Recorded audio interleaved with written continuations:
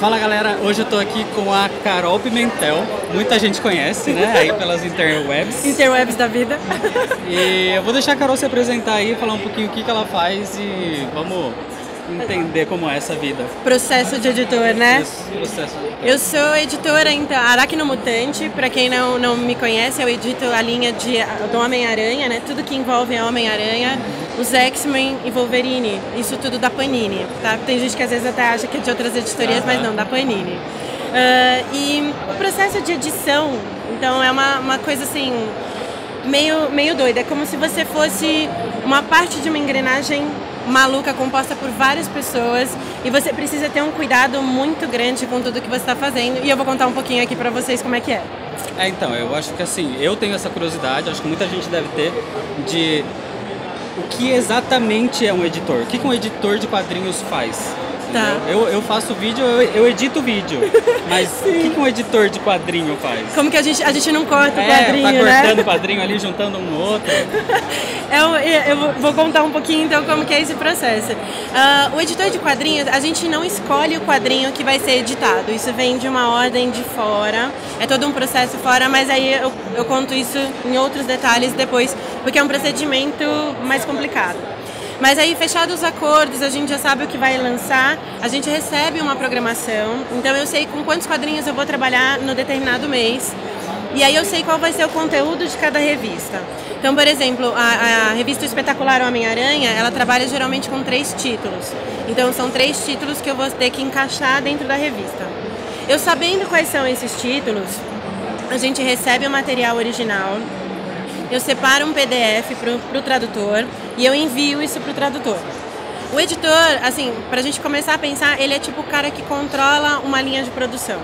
A gente depende do trabalho de várias outras pessoas e a gente é que vai finalizar e bater o martelo com tudo. É o que começa o processo e termina o processo. Exato. Por isso que o nome da gente vem geralmente por último, que é o cara que começou e terminou toda a coisa, é quem segurou o tranco ali. Então, se qualquer coisa estiver errada, é culpa do editor. Isso, a nossa cabeça. Cortem as cabeças. Já sabe quem culpar. Quem culpar, a culpa é do editor. Tá. A gente tenta, mas a gente é humana. E tem umas coisinhas que não são culpa nossa, a gente consegue se livrar, mas calma, eu já vou. Então, como que é? Eu recebi o material, separei o original, passei para o tradutor. Eu passo um prazo para o tradutor fazer isso, o tradutor me devolve e, na medida do possível, quando a gente está com um pouco mais de tempo, que é impossível, a gente lê essa tradução e a gente meio que dá uma conferida e uma reajustada. Não é sempre que dá tempo de fazer isso, por quê? Porque eu trabalho atualmente com 7 títulos, então são mais de... chega quase a 1000 páginas por mês e a gente não tem condição de ler tudo isso várias vezes, a gente lê no mínimo 3 vezes. E a gente tenta minimizar o máximo de erro, o máximo de problemas, às vezes typo que fica, né, de digitar uma coisinha errada. Então a gente tenta segurar todos esses processos. Então, passa pelo tradutor, se eu conseguir dar uma lida, eu dou uma lida, senão vai direto para a revisora gramatical. Aí ela revisa, me devolve e aí eu leio um doc ainda. Eu leio o doc, ajusto algumas coisas. Por exemplo, palavrão a gente já corta, às vezes o tradutor manda e às vezes não foi informado, então a gente faz um ajuste. É diferente quando eu trabalho com uma linha Wolverine Max, por exemplo, que aí pode ter o palavrão, então a gente às vezes acrescenta o palavrão. Então cada linha tem um cuidado e é nessa hora que a gente dá uma olhada. Então a gente acerta uns itálicos, um negrito, a gente já dá um tapa no texto aqui. Terminei essa etapa, eu encaminho para outra pessoa que é o meu letrista. Letrista é o cara que pega as frases do documento em Word e vai quebrar para encaixar dentro de cada balão. Então ele joga a frase em cima do balão e aí ele vê, tem um redimensionamento que a gente toma um cuidado, né, para colocar o texto no balão e não ficar muito apertado ou muito cheio. Então ele encaixa esse texto no balão e me manda. Quando eu recebo nisso, aí ele fecha um PDF. Você recebe já no balãozinho, tudo bonitinho. Já no balãozinho. Então eu li ele no Word e eu tô lendo agora no balãozinho. Às vezes, também o letrista faz várias revistas, não é uma só. Então, às vezes ele me manda e às vezes vem um pouquinho torto. Então, nessa hora eu olho e falo, ó, esse daqui tá fora de centro, centraliza. Uma revisada geral. Dou uma revisada e reviso de novo o texto. E aí eu vou batendo com o original. Falar, essa tradução aqui ficaria mais legal assim. Ou a gente já sabe que determinado personagem tem certos trejeitos pra falar, então a gente vai lá e coloca, acrescenta. E dá aquele tapa, muda pra ficar mais redonda a tradução. E a gente finaliza. E aí, às vezes eu coloco, porque tem muito fundo, muita coisa de fundo que é importante. Então, sei lá, tem uma camiseta, a camiseta Magneto was right.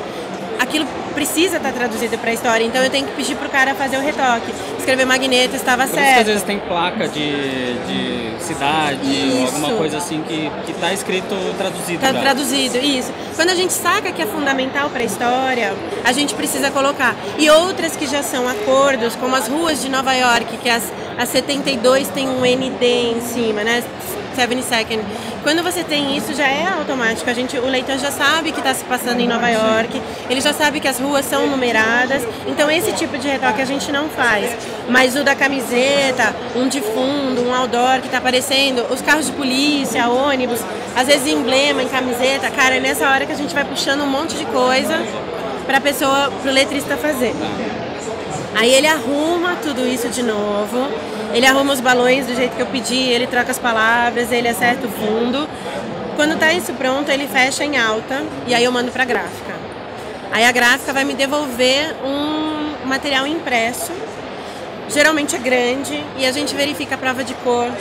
Então assim, quando eu trabalhava com Pisa, eu não podia usar determinadas cores, porque não dava contraste, não dava leitura. O Pisa, ele absorve bastante tinta. Então, se eu tivesse, por exemplo, deixa eu ver, o Venom, que é balão preto com a fonte em branco, nunca me deu problema. Mas o Carnificina, que é o balão preto com a fonte vermelha, eu não podia usar isso no Pisa. Porque o preto e o vermelho não é só a questão do daltonismo, é a questão do papel mesmo. Ele chupa mais tinta, então, borra tudo. Então mesmo que ele venha original naquela cor, mas o papel material mesmo que vai ser usado pode influenciar. Pode influenciar. E aí você tem essa sacada para essa liberdade para tirar ou não. Né, para deixar, porque tem que ser legível, não pode ser. Então, hoje em dia, como a gente trabalha só com LWC, a gente não tem mais esse problema, porque ele não suga tanta tinta. Então, a fonte veio, é a fonte que a gente usa. O arqueiro, às vezes o Coringa, que tem a fonte verde, a mantinha da fonte verde, e assim por diante. Então a gente mantém. Fechado isso, eu vou ler então o texto de novo no impresso. Vou falar, essa tradução ainda não ficou boa, essa correção eu te pedi, você não fez. Tem toda uma leitura de novo, passo de novo para o letrista, ele faz os últimos ajustes nas páginas, me devolve, e dali pra frente é a minha cabeça, desde que a gráfica faça as trocas que eu pedi. Porque às vezes acontece deles não trocarem. Então assim, é um processo que a gente tenta minimizar o máximo de erro. Eles também recebem um volume, mas a gente também entende. São 300 revistas que os caras estão fazendo na gráfica, às vezes uma página escapa sem trocar.